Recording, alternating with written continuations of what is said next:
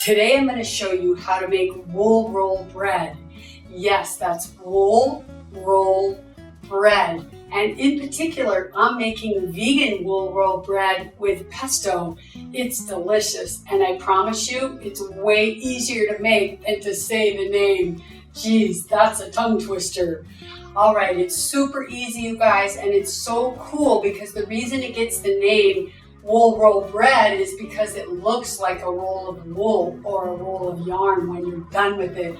It's super cool, and I can't wait to show you guys. And don't be afraid to make this because it's not difficult. I'm going to do it in my stand mixer, so it's really easy. I just put my flour right in, salt,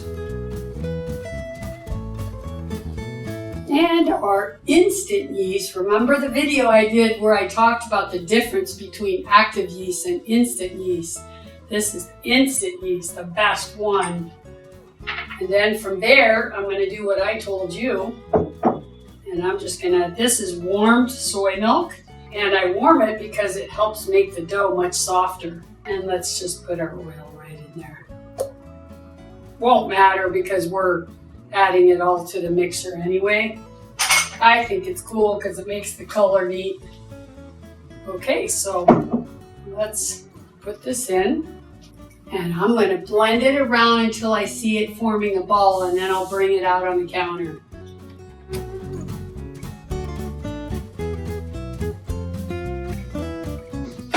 And at times, I like to scrape down the sides. I can just do it with a spatula.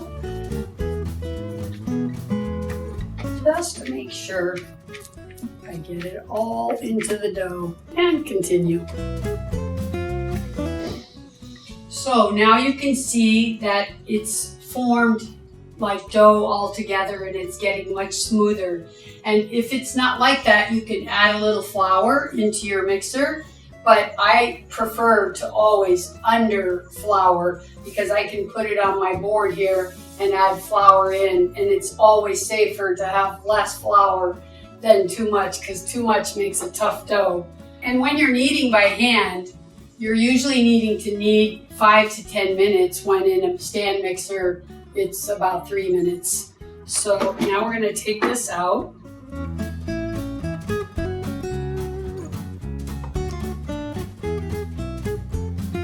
Now, like this scraper. Whenever it's on the bench, I need the one that's firm and not nice and soft. See how nice and smooth it is? And I could tell it was going to need a little flour, so I prefer to do it here. So when you're kneading, and this gives me a good reason to show you, you pull it back and then you push with the heel of your hand and you turn it. And if you need more flour, these are nice because you can just keep pushing the flour underneath. But you just go from the top, push, turn it, bring it down, push, and really be careful putting any more flour in than you need. If you see it sticking like that, I just keep trying to lightly dust it because it's easy to add too much flour. And then basically you just want to form this into a nice ball. You can do it by tucking it under, by taking the edges and tucking it under like this always. Or you can do it with your bench scraper, and you pull it and it slides across the counter that's not so dry with flour, and then it brings the top tighter and forms it into a ball. Do you see that? Good. Okay, so now that's our ball, and we just need to put a little oil on the pan so when it rises it doesn't stick. And I like to put a little on my hands where I just go over with the ball.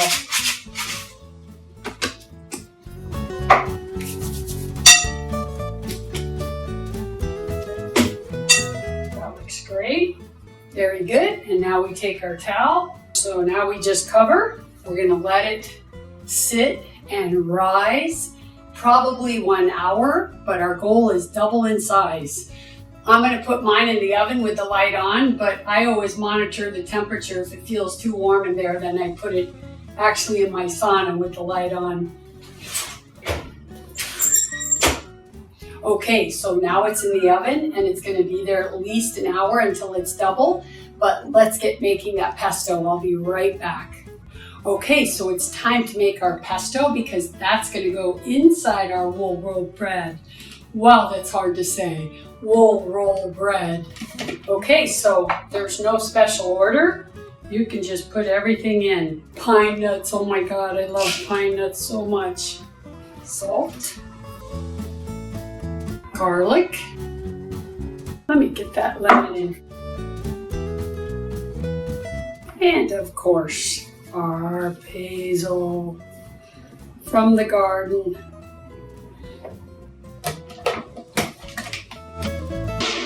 When using a food processor, you always want to scrape down those sides. Ooh, that smell! Basil, garlic, olive oil, lemon. Doesn't get much better than that. I think that's looking perfect. That's amazing. Wow, just by itself. That lemon in there makes it. I hope you put lemon in your pesto. You can use whatever recipe you want for your pesto.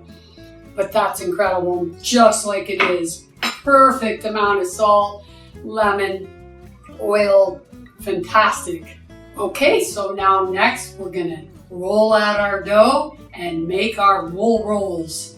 Okay, so let's get our bread and start rolling that wool roll bread. Wow, that's a tongue twister. Check this out. Woohoo! Beautiful. Okay, so the first thing we want to do is we want to weigh the dough as a whole because we're going to cut it in 5 pieces. Okay, so that's 900 grams and we need to divide that by 5. So that means each piece needs to be about 180.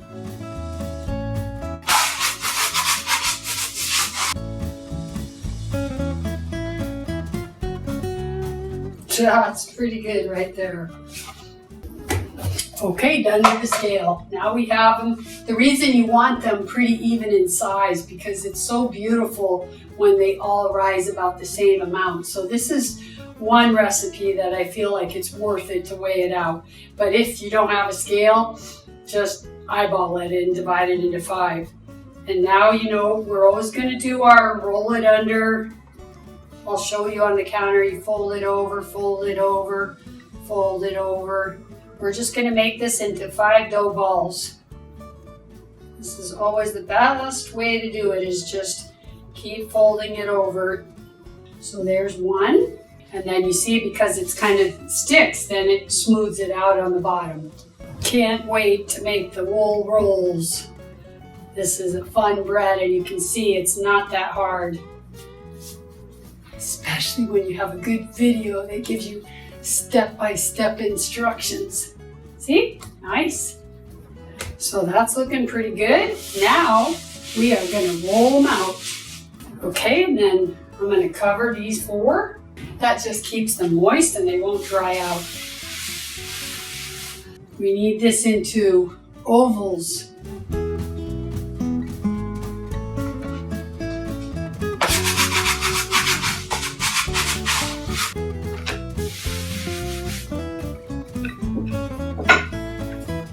Always go from the middle out, from the middle outwards.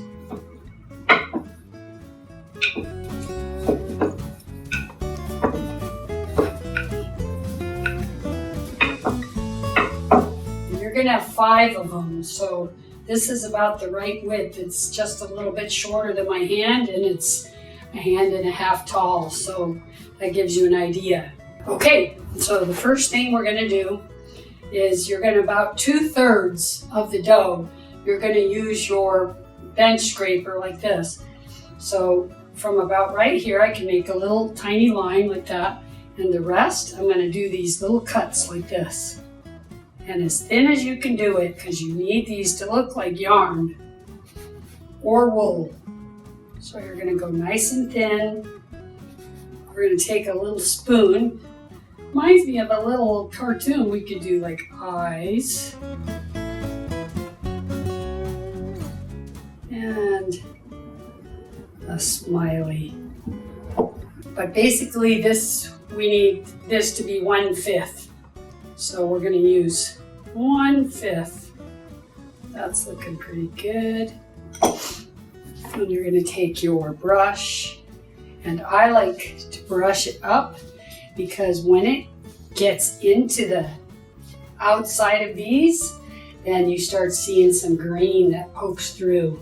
And I like that. Instead of having it at the bottom and the top be all just dough colored, I really like the fact that it's going to go up into it. Mostly you want it at the bottom, but you're trying to get some, if you can, if there's some color that shines through. Now you're going to start rolling. You can kind of fold this in, and then you just start rolling. And when you get to here, see, I love that I got some green showing through there. That's what I was trying to do. Okay, so now you see the seam is on the bottom. You keep the seam on the bottom, and you're going to just place this in your pan like that. And now we're going to do the next one.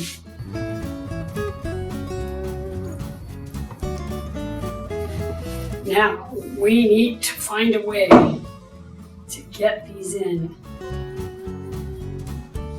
need to smash these closer together. Okay, you see?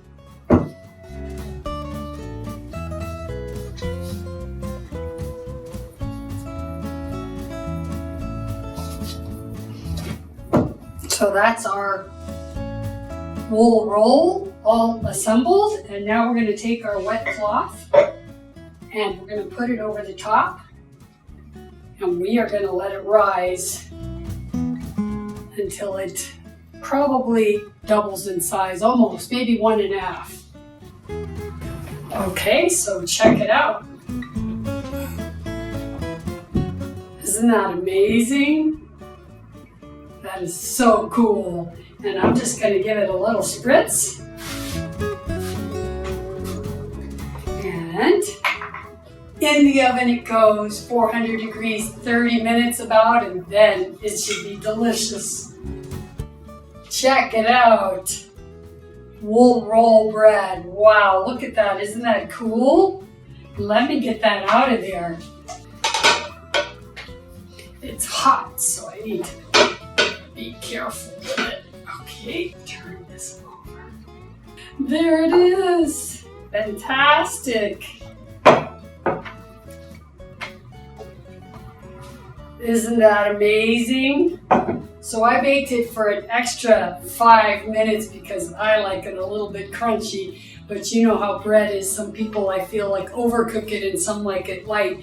This bread, I love the crunch. Now, the best thing to do would be to let this completely cool down and then cut it, because tomorrow, when it's totally cooled down and you slice it, it's really going to be like bread. But I want to do my taste test, so I'm going to cut it early and it's going to look different, and I'm going to take a picture of it tomorrow and put it right above here so you can see what it looks like the next day. But I can't wait to take a bite.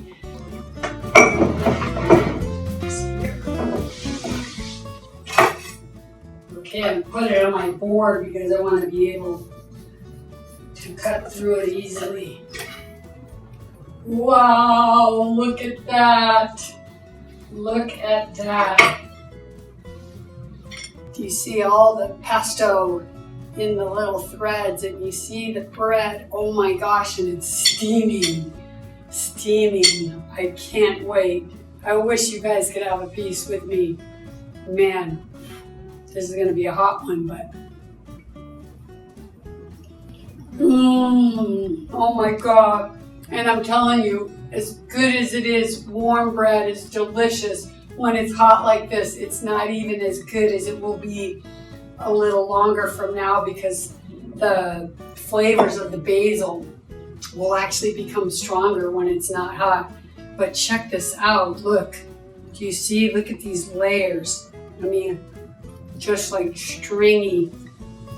Look at how it's almost like a croissant. I mean, look at that. Isn't that incredible? Just like pieces and layers. Wow, that's amazing. I taste that garlic and that pesto, lemon. I taste all of that with every bite. Even now, when it's hot. Oh my God, that is just the best. Approved. Thanks you guys, and subscribe please. Thank you.